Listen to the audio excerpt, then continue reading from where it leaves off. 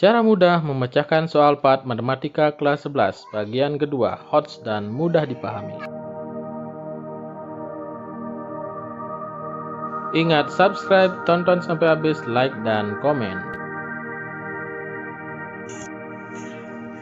Ya, kita awali dari soal nomor 1. Kadek melambungkan dua dadu ular tangga sebanyak 12 kali secara bersamaan. Frekuensi harapan munculnya mata dadu berjumlah lebih dari 6 dari kejadian tersebut adalah A5, B6, C7, D8, E9. Silakan pikirkan dulu. Ya, jawabannya C, 7. Mengapa bisa C? Mari kita bahas. Baik, pada soal nomor 1 ini, kita akan mencari yang namanya frekuensi harapan. Nah, untuk mengingat-ingat lagi frekuensi harapan itu apa, cek kembali video saya sebelumnya. Nah, kemudian di sini yang perlu kita perhatikan adalah kejadian untuk frekuensi harapan itu apa, yaitu mata dadu berjumlah lebih dari 6. Nah, jadi kita akan cari mata dadu dengan jumlah lebih dari 6. Nah, perlu diingat frekuensi harapan itu adalah banyaknya percobaan dikali dengan peluang dari kejadian itu. Nah, berarti yang kita cari dulu, karena N atau banyak kejadian sudah bisa kita langsung tebak, yaitu 12 kali. Berarti yang kita cari sekarang adalah peluang A. Peluang A berapa banyaknya? Ya, kita deskripsikan A itu apa. A itu adalah mata dadu berjumlah lebih dari 6. Jadi dadunya karena ada 2, kita buatkan tabel seperti ini aja. Kemudian kita cari jumlahnya masing-masing. Nah, mata dadu pertama, mata dadu kedua, jumlahnya 2 dan seterusnya. Yang kita cari di sini adalah mata dadu berjumlah lebih dari 6. Berarti di sini. Nah, berarti itu. Jadi itu mata dadu yang jumlahnya lebih dari 6. 1 tambah 6, 7, 2 tambah 5, 7 dan seterusnya. Berarti bagian ini, itulah kejadian A. Berapa banyaknya tinggal jumlahkan aja. 1 tambah 2 tambah 3 saja itu 6. Tambah 4 itu udah 10. Tambah 5, nah itu 15. Tambah 6, 21.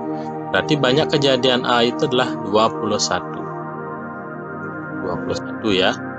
Jadi peluangnya bisa kita cari peluang A, yaitu ini peluang. Ingat kejadian A banyaknya berapa, seluruh kejadian banyaknya berapa.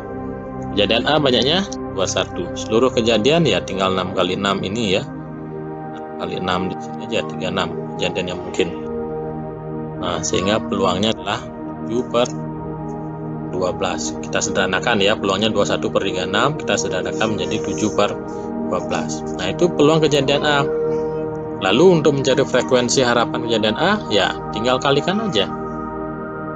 Banyak kejadian, banyak percobaan kali peluang. Banyak percobaan 12, peluangnya 7 per 12, ya tinggal coret aja. Hasilnya 7. Ya. Jadi soal nomor 1 ini tentang frekuensi harapan, hasilnya adalah 7. Bagaimana mencari frekuensi harapan? Ingat ini. Oke, ini soal nomor 1 ya. Sekarang kita ke soal nomor 2. Berikut data keikutsertaan 40 siswa pada 4 ekstrakurikuler. Nah, ini berupa diagram pie ya. Baseball 10%, voli 15%, sepak bola X%, basket 45%. Opsinya ini, peserta ekstrakurikuler sepak bola sebanyak 10 orang. Peserta ekstrakurikuler sepak bola lebih banyak 8 orang dibandingkan peserta baseball. Peserta ekstrakurikuler sepak bola kurang 4 orang dibandingkan peserta basket. Peserta ekstrakurikuler sepak bola kurang 2 orang dibandingkan peserta basket. Yang E, peserta ekstrakurikuler sepak bola sama dengan jumlah peserta baseball dan voli.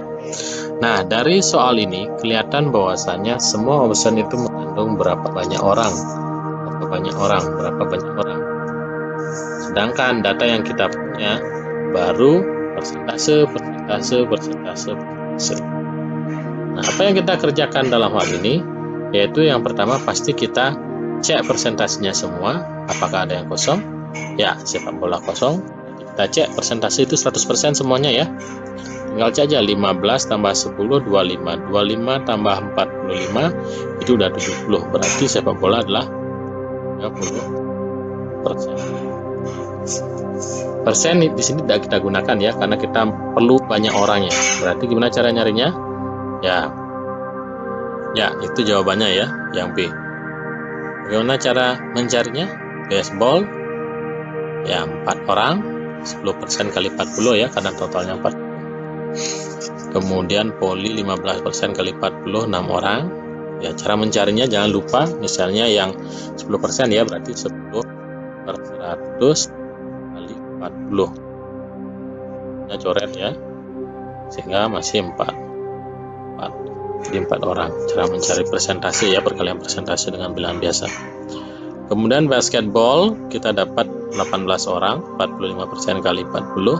Sepak bola 30% kali 40 dapat 12 orang. Nah, kita udah dapat orangnya ya. Berarti dari option itu kita tinggal cek aja. Contoh option pertama.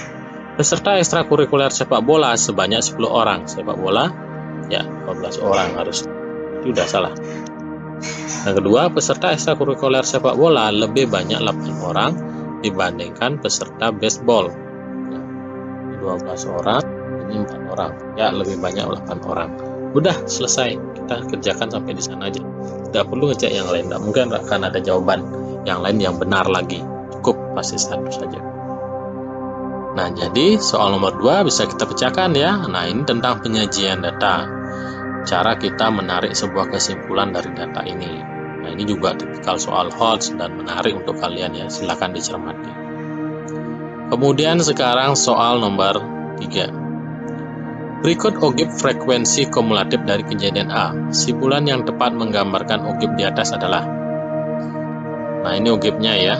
Yang di bawah itu harinya, yang di kiri itu adalah menandakan frekuensi kumulatif, bukan frekuensi ya, tapi frekuensi kumulatif. Nah, sekarang optionnya A. Frekuensi kasus tersedikit terjadi pada D8, yakni sebanyak 3 orang. B. Frekuensi kasus tersedikit terjadi pada D2, yakni sebanyak 5 orang. C. Frekuensi kasus terbanyak terjadi pada D1, yakni sebanyak 4 orang. D. Frekuensi kasus terbanyak terjadi pada D3, yakni sebanyak 6 orang. E. Frekuensi kasus terbanyak terjadi pada D10, yakni sebanyak 6 orang. Jawabannya mana? Ya, jawabannya frekuensi kasus tersedikit terjadi pada D8, yaitu sebanyak 8 orang, 3 orang. Benarkah? D8 di sini. Ini frekuensi kumulatifnya. Berarti untuk mencari frekuensinya D8, ya tinggal 40 frekuensi kumulatifnya kurangi frekuensi kumulatif sebelumnya, yaitu jadinya sebanyak 3 orang. Ya, benar 3 orang option ini ya. Tapi kita belum tahu karena option yang lain juga ada frekuensi tersedikit itu ada di katakan D2. Apakah benar D2? Ya, kita lihat. D2 itu secara otomatis frekuensi D1 sama dengan frekuensi kumulatifnya itu 4. Naik ke 9 berarti punyanya D2 adalah punyanya D2 5. Ya, punyanya D2 5 benar dia punyanya D2 5.